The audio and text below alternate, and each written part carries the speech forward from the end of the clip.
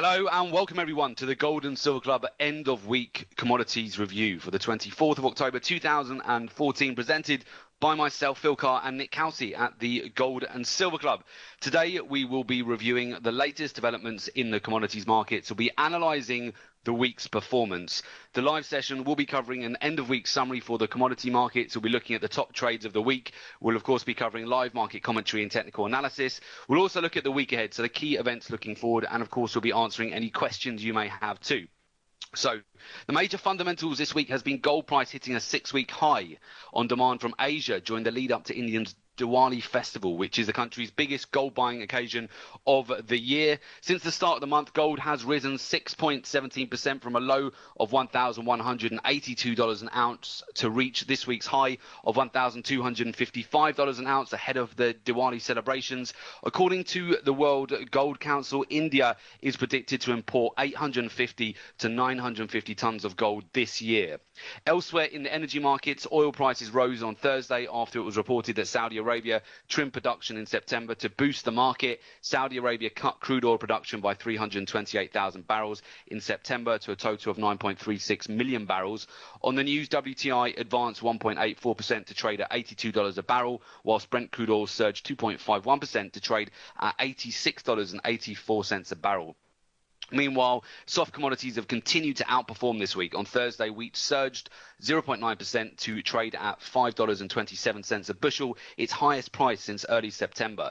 This pushes gains to 11% for the month. Corn also booked gains. The December contract increased by 1.3% on Thursday to trade at $3.57 a bushel.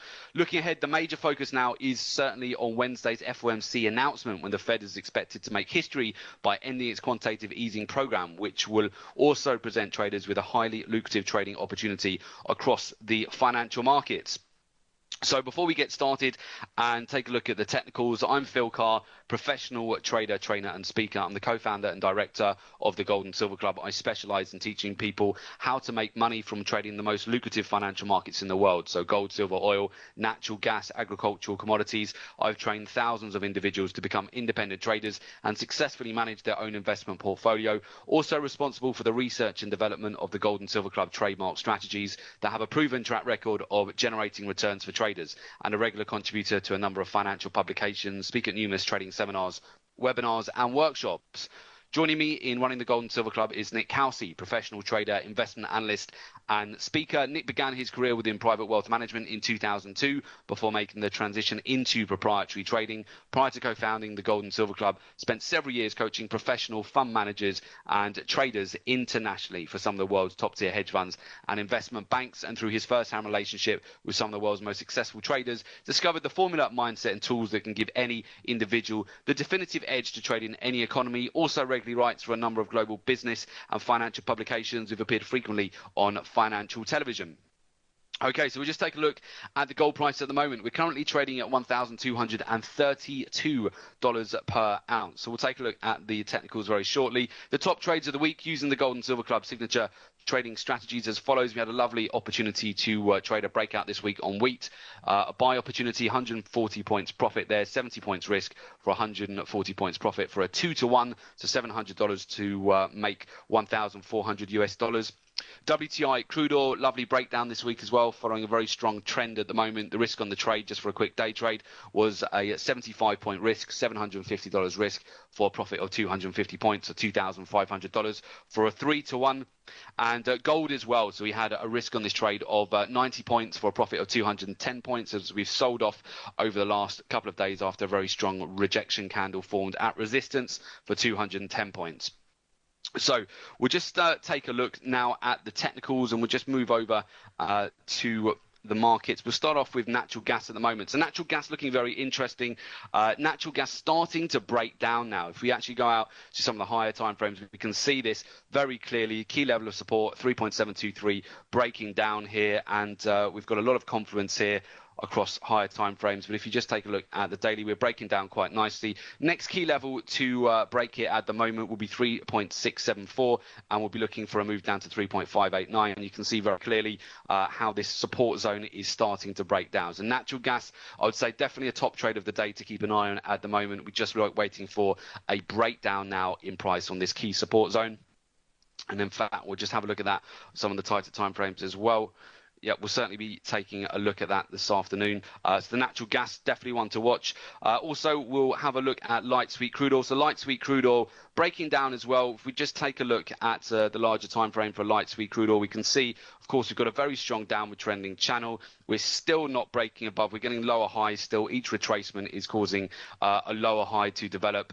Very clearly, we're looking now to come down and actually break through the next support zone here, which is going to be just the lows here of 79.14, the next key level to break as we go into next week. So this key zone of 79, if we can break that next week, we'll certainly see more downside. On the flip side, if we can just we need to really get above these swing highs here in order to see more upside for the oil market. So it needs to really get back above 84 for light sweet crude oil. If we have, in order to get any more upside here, if we have a look at the Brent crude oil market, we continue to consolidate actually sideways. Still, we have a downward trending channel. We can see here quite clearly a level of resistance and a level of support to break. So a break above 87.50, this zone will lead us to start getting some bullish momentum here to the upside. We'll be looking to target the next key level around about the 89.60 level for a 200-point move on a breakout. If we break below 84, we'll then be looking to just have a breakdown of a previous swing low here around the 82.92 level,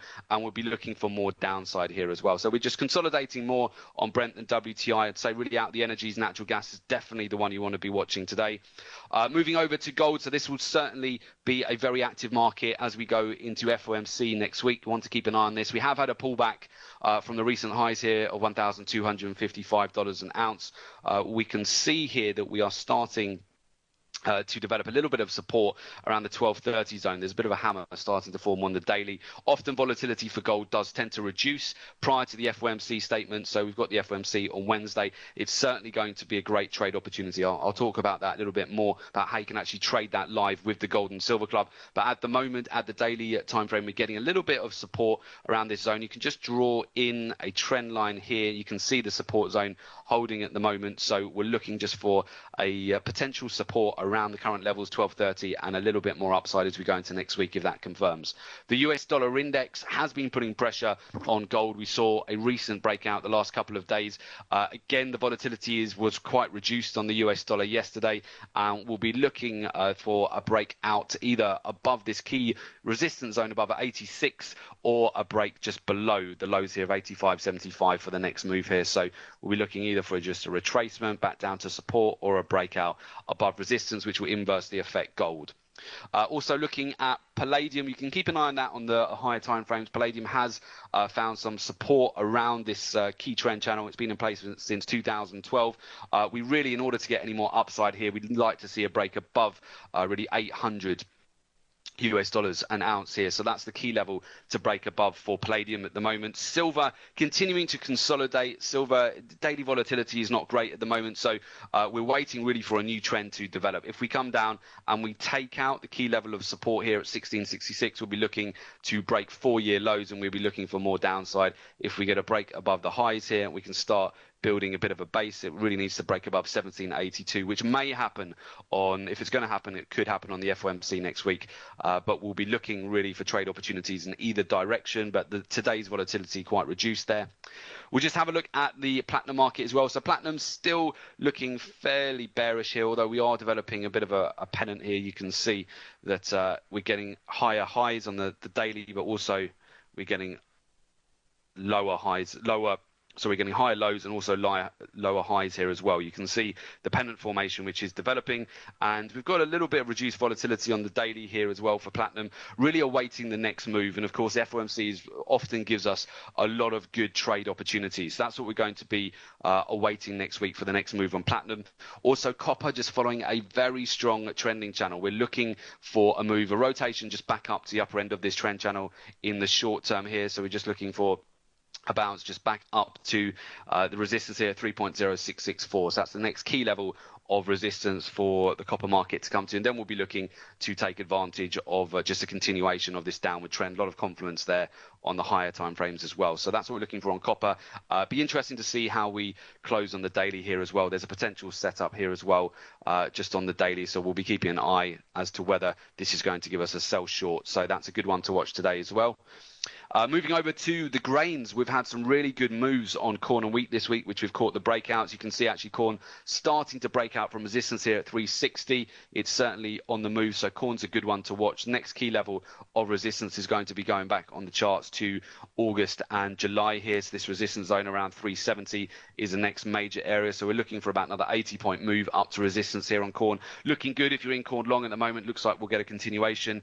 Also wheat having a splendid move here as well. Next resistance really at 537. We've caught some great trades on wheat this week. We're just looking for really a continuation of this upward trending channel for wheat for the time being. So that's what we'll be keeping an eye on right now for the wheat market as we continue to follow this trend channel, and next resistance at 537. Okay, so that's really what we're looking at across the commodities for the time being. So really the top markets I'd say to watch, which haven't quite triggered yet, would be natural gas. Just need to get a breakdown here, 3.674, to really get some additional momentum to the downside. So we can see that that's definitely going to be one to watch today. Okay, let's just go through the major announcements as we go into next week as well here. So we'll just take a look at the major news which will affect the commodities. So the week ahead key events looking forward: Monday the 27th of October at 3 p.m. BST, 10 a.m. Eastern time, we have the US pending home sales. So the National Association of Realtors, NAR, pending home sales report measures the change in the number of homes under contract to be sold but still awaiting the closing transaction. Excluding new construction, a higher than expected reading should be taken as bullish for the US dollar, and a lower than expected reading should be taken as bearish. On Tuesday the 28th of October at 1:30 p.m. BST, 8:30 a.m. Eastern time, we have the core durable goods orders. So core durable goods measures the change in the total value of new orders for long-lasting manufactured goods. The core number gives a better gauge of ordering trends. A higher reading indicates increased manufacturing activity. A higher than expected reading should be taken as bullish for the US dollar, and a lower than expected reading should be taken as bearish. Tuesday the 28th of October at 3 p.m. BST, 10 a.m. Eastern time, we have the US consumer confidence. This is a leading indicator as it can predict consumer spending, which plays a major role in overall economic activity.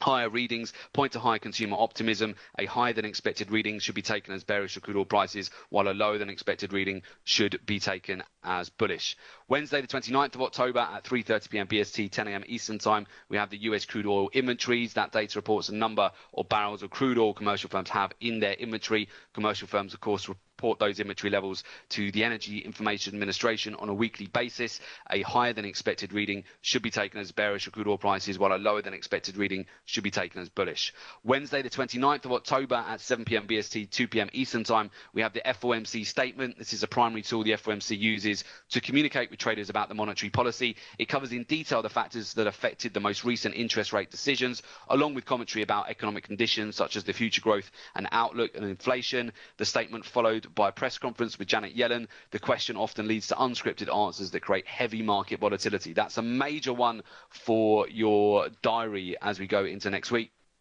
And of course, on Thursday, the 30th of October at 3:30 p.m. BST, 10:30 a.m. Eastern time, we have the US natural gas storage inventories. So the Energy Information Administration, they provide the natural gas storage report measuring the change in the number of cubic feet of natural gas held in underground storage during the past week. So a higher than expected reading should be taken as bearish for natural gas prices, while a lower than expected reading should be taken as bullish.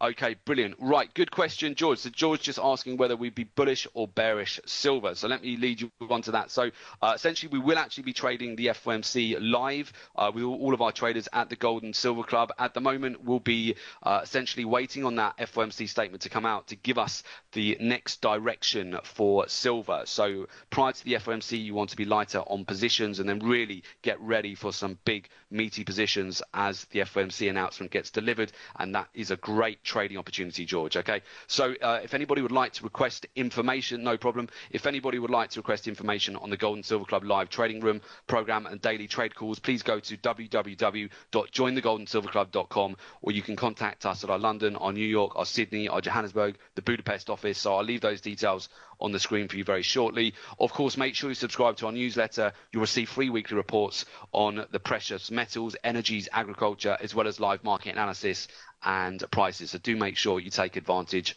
of that as well. Okay, I shall leave these details on the screen for you all. I wish you all good luck with your trading, especially as we go into the FOMC next week. Look forward to hear from you, and we'll definitely see you on the next one. Okay, great stuff. Take care, everyone. Have a great weekend. Cheers. Bye-bye.